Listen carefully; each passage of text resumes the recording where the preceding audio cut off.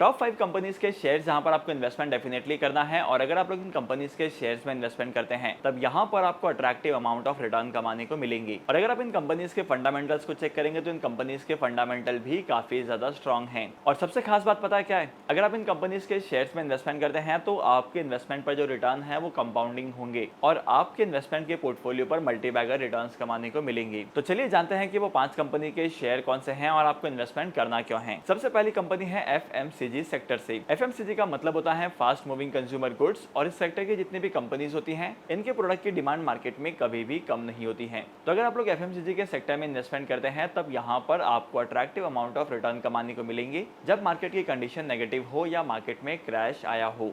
FMCG के sector में investment करने के लिए आप इन्वेस्टमेंट कर सकते हैं HUL में। HUL का फुल फॉर्म है हिंदुस्तान यूनिलीवर लिमिटेड, और अगर आप लोग HUL के शेयर्स के रिटर्न को देखेंगे तो लॉन्ग टर्म में HUL के शेयर्स ने काफी ज्यादा कंपाउंडिंग की है और अपने इन्वेस्टर्स को अट्रैक्टिव रिटर्न्स भी दिए हैं। जैसे कि स्क्रीन पर देख सकते हैं कि यह है हिंदुस्तान यूनिलीवर के शेयर्स के करंट मार्केट प्राइस और बाकी सारे फंडामेंटल इंक्लूडिंग पी रेशियो। अगर आप करंटली HUL के शेयर में इन्वेस्टमेंट करते हैं तो आने वाले टाइम पीरियड में आने वाले 5 से 6 सालों में आपके इन्वेस्टमेंट के पोर्टफोलियो पर अच्छे रिटर्न्स कमाने को मिलेंगे। और अगर आप लोग 10 साल से ज्यादा के टाइम पीरियड में इन्वेस्टमेंट करते हैं तब यहाँ पर आपका पैसा 10 गुना तक कंपाउंड हो सकता है। अगर आप HUL के बिजनेस मॉडल को देखेंगे तो HUL का बिजनेस मॉडल काफी ज्यादा स्ट्रॉन्ग है। HUL के प्रोडक्ट पोर्टफोलियो में बहुत सारे ऐसे प्रोडक्ट हैं जिनकी डिमांड डेली बेसिस पर बढ़ते ही जा रही है। और अगर आप लोग HUL के रेवेन्यूज को भी देखेंगे तो HUL के रेवेन्यूज भी लगातार इंक्रीज होते जा रहे हैं। फिर चाहे आप क्वार्टर ऑन क्वार्टर बेसिस पर इसकी परफॉर्मेंस को चेक करो या ईयर ऑन ईयर बेसिस पर परफॉर्मेंस को चेक की जाए। इसके बाद अगली कंपनी जहां पर आप इन्वेस्टमेंट कर सकते हैं वो है IT सेक्टर से। अगर आप IT सेक्टर की कंपनीज के रेवेन्यू के सोर्सेज को देखेंगे तो IT सेक्टर की कंपनीज का जो मेजर रेवेन्यू है वो यूनाइटेड स्टेट ऑफ अमेरिका या यूरोपियन कंट्रीज से ही आता है। और आने वाले टाइम पीरियड में मार्केट के बहुत सारे एनालिस्ट का कहना है कि इस सेक्टर की डिमांड भी काफी तेजी से बढ़ने वाली है। तो अगर आप लोग IT सेक्टर के शेयर्स में करंटली इन्वेस्टमेंट करते हैं तब इन्वेस्टमेंट का कॉस्ट आपका कम होगा और उसकी वजह से आपको रिटर्न्स भी ज्यादा कमाने को मिलेंगे। इस सेक्टर में इन्वेस्टमेंट करने के लिए मैं पर्सनली आपको रिकमेंड करता हूं TCS के शेयर्स में इन्वेस्टमेंट करने के लिए। TCS एक टाटा ग्रुप की ऐसी कंपनी है जिसने पास्ट में अपने इन्वेस्टर्स को काफी अट्रैक्टिव रिटर्न दिए थे। और अगर आप लोग करंट लेवल पर कंपनी के फ्यूचर प्रोस्पेक्ट की बात करो,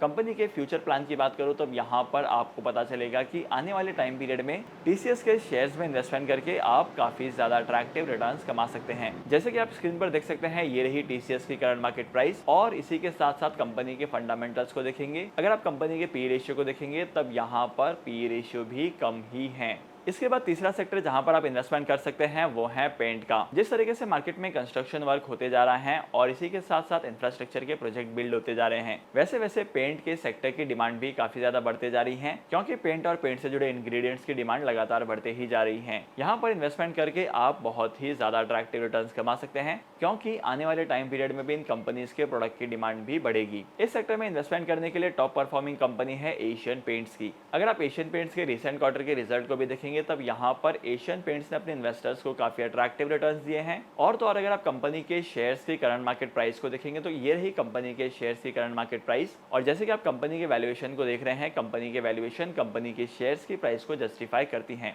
तो डेफिनेटली आपको एशियन पेंट्स में इन्वेस्टमेंट करने का कंसिडरेशन करना चाहिए। इसके बाद फोर्थ कंपनी जहां पर आपको इन्वेस्टमेंट करना चाहिए वो है HDFC बैंक। अगर आप HDFC बैंक के शेयर्स की ग्रोथ को देखेंगे तो HDFC बैंक के शेयर्स की ग्रोथ फिनोमिनल रही है, और over the period of time यहाँ पर इसके इन्वेस्टर्स को काफी अट्रैक्टिव रिटर्न्स भी कमाने को मिले हैं। अगर आप प्राइवेट सेक्टर के बैंक में इन्वेस्टमेंट करना चाहते हैं तो सबसे पहला ऑप्शन आता है HDFC बैंक का। और अगर आप लोग HDFC बैंक के फंडामेंटल्स को ऑब्जर्व करेंगे तब यहाँ पर आपको पता चलेगा कि HDFC बैंक का business day by day grow करते जा रहा है, और HDFC और HDFC बैंक के मर्जर होने के बाद HDFC बैंक के शेयर्स काफी ज्यादा तेजी से ग्रो करते जा रहे हैं। और अगर आप लोग बिजनेस के पर्सपेक्टिव से देखेंगे तो मार्केट में HDFC बैंक का बिजनेस भी लगातार बढ़ते जा रहा है, और लगातार बिजनेस बढ़ने की वजह से यहाँ पर कंपनी की लोन बुक का साइज बढ़ रहा है। लेकिन वहीं पर सबसे खास बात यह है कि अगर आप लोग HDFC बैंक के फंडामेंटल्स में देखेंगे तब आपको पता चलेगा कि HDFC बैंक के NPAs में उतना ज्यादा ग्रोथ नहीं हो रहा है जितना ग्रोथ हो रहा है कंपनी के लोन बुक में। इसका मतलब साफ है कि आने वाले टाइम पीरियड में भी बैंक प्रॉफिटेबल रहने वाला है। और जैसे कि आप यहाँ पर 5 ईयर के रिटर्न को देख सकते हैं तो करंटली कंपनी ने फिनोमिनल रिटर्न्स दिए हैं, और इसी के साथ साथ फ्यूचर में भी इससे ज्यादा रिटर्न्स दे सकते हैं। ये रही HDFC बैंक की करंट मार्केट प्राइस, और ये रहे HDFC बैंक के फंडामेंटल्स। इसके बाद last but not the list fifth company जहां पर आप इन्वेस्टमेंट कर सकते हैं वो है अमरा राजा बैटरीज। अगर आप इलेक्ट्रिक व्हीकल के सेक्टर में देखेंगे या बैटरी प्रोडक्शन के सेक्टर में देखेंगे, अमरा राजा बैटरीज इंडिया के बैटरी प्रोड्यूसर्स में सबसे पहले नंबर पर आता है और मार्केट में रिक्वायर्ड बैटरीज का ज्यादातर पोर्शन क्रिएट करता है अमरा राजा बैटरीज। अगर आप अमरा राजा बैटरीज के फंडामेंटल्स को देखेंगे तब यहाँ पर आपको पता चलेगा कि इस कंपनी के शेयर्स काफी तेजी से ग्रो करते जा रहे हैं और यहाँ पर कंपनी के फंडामेंटल्स भी ग्रो कर रहे हैं। देखो, जैसे जैसे मार्केट में इलेक्ट्रिक व्हीकल की डिमांड बढ़ते जा रही है वैसे वैसे मार्केट में इलेक्ट्रिक व्हीकल की बैटरी की डिमांड भी बढ़ेगी और इसी के साथ साथ बहुत सारे ऐसे इलेक्ट्रिक व्हीकल के प्रोडक्ट होंगे जिसकी डिमांड बढ़ेगी।